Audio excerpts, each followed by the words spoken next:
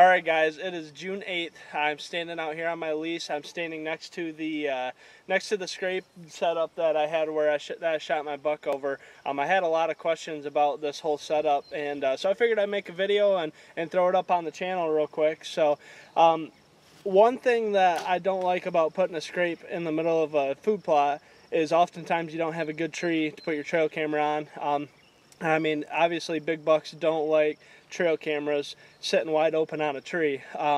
So what I decided to do is I took this tree here. I actually cut it in about 4 sections. I've got this one and I've put a couple more out too, but so I cut them about head high, actually a little higher to get enough in the ground to where it won't tip over, but I cut holes in them so you can stick the camera right in there and it kind of looks like it's part of the tree, as opposed to sitting on the face of this, so it kind of tucks right in. I cut that little slit right there so my antenna can make it out of it, but I put that camera right there, and it seemed like not too many deer, bucks, whatever, would, you know, give it the old side eye. So I really like it. There's a few things I learned when putting this one up. It's that you want a little block here. Don't mind this, it looks very hillbilly. The next one won't look as hillbilly, but it'll still be a little hillbilly.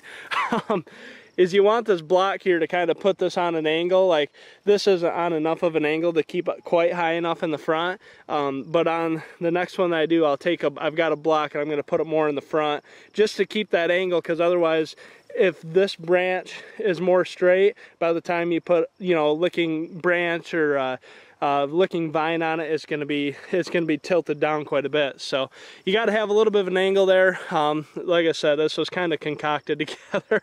You know, there's string going everywhere. So the next one's gonna look a little bit better. But still, it was, you know, as goofy as it looks, it was pretty effective. And the main part of this whole thing is, again, this hole that I cut in the tree with a chainsaw to set that in there. And again, you kind of get the best of all the worlds. You get the scrape right in front of the tree stand.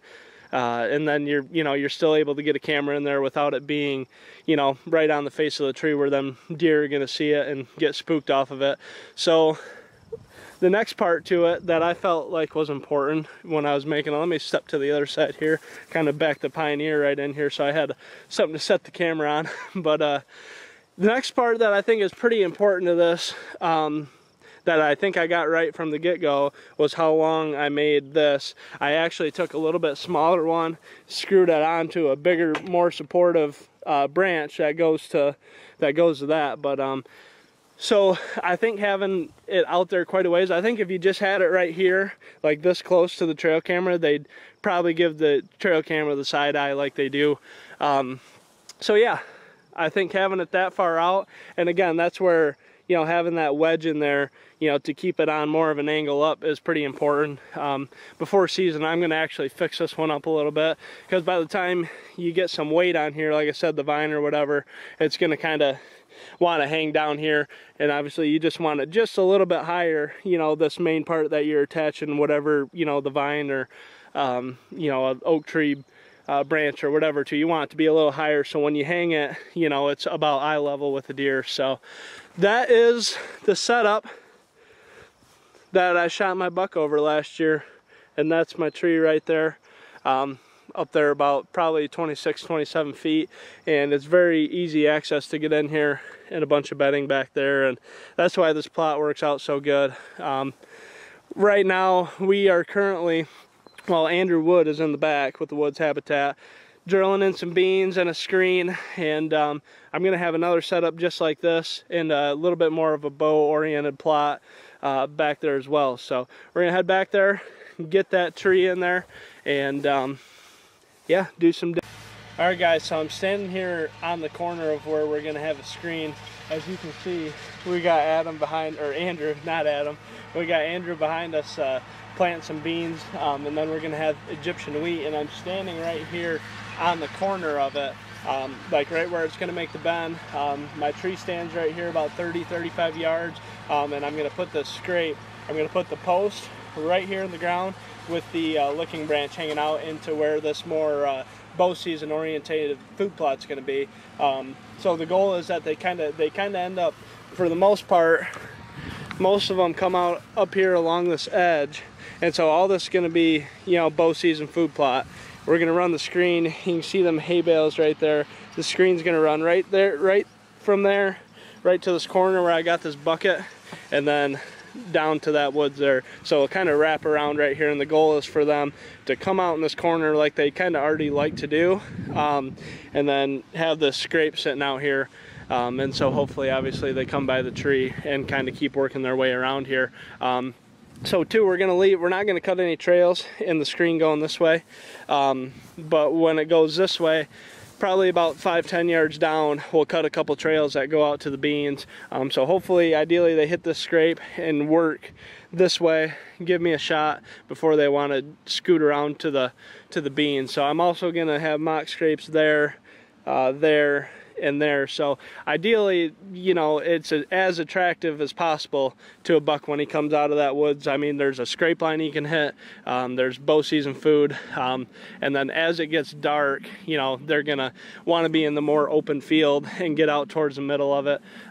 So ideally, they come hit this first, come by the scrapes, whatever, through here, eating, doing whatever, and boom, I shoot them from right there. So let's get this post out of here and get to work.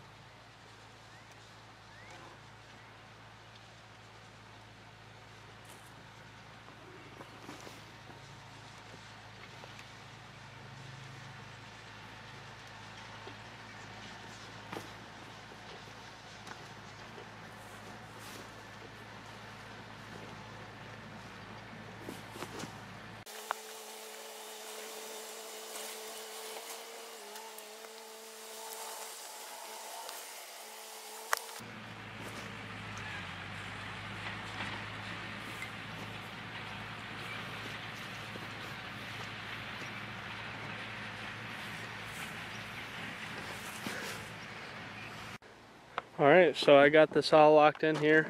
A couple screws with a couple washers. Got a little bit of a gap right there, just to kind of get it to the level that I wanted it.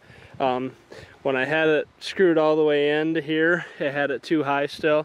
So I just pulled them screws out and I brought that butt end of it up and brought the front end of it down. And I got a couple screws in here, just kind of more or less anchors for it, because I was kind of wanting to tip like left and right a little bit, leaving these branches on here. I don't know if the branches really matter. I just figured it made it look a little more natural.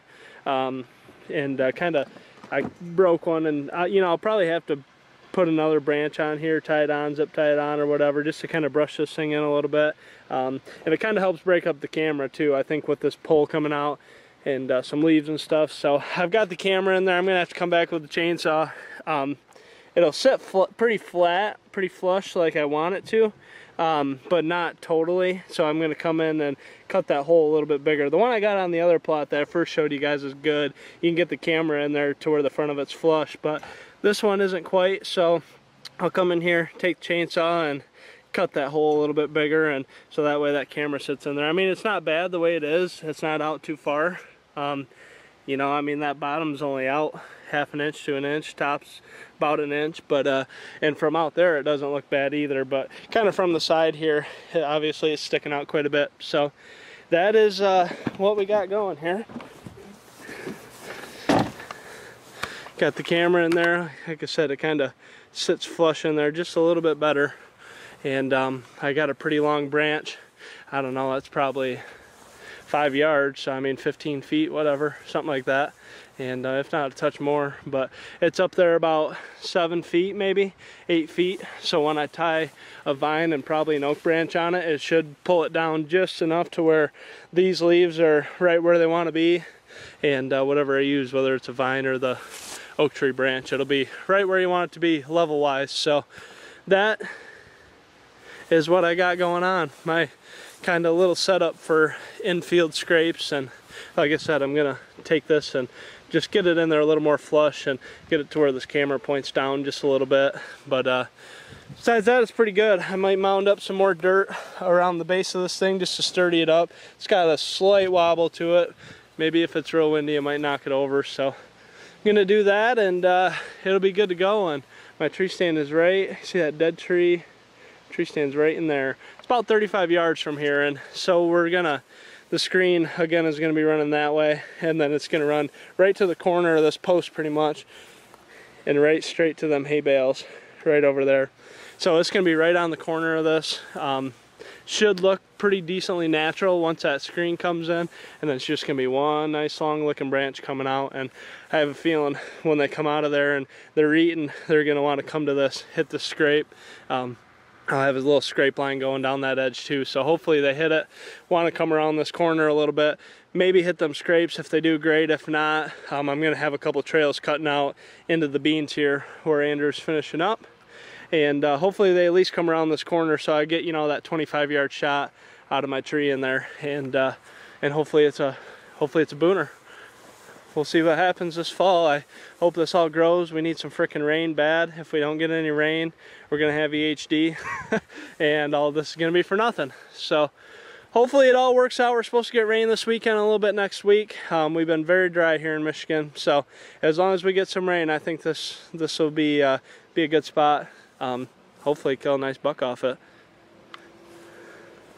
Hey, I hate to be this guy, but if you like this video and want to see some more, like and subscribe. Really help the channel out. I'd really appreciate it. I'm going to try to bring some more videos like this, kind of how I set traps, if you will. I've been using a lot of scrapes the last few years, and just some food plot techniques that I've kind of come across, you know, from watching various videos and trial and error myself. So hopefully you guys like it, like and subscribe, and we'll see you next time.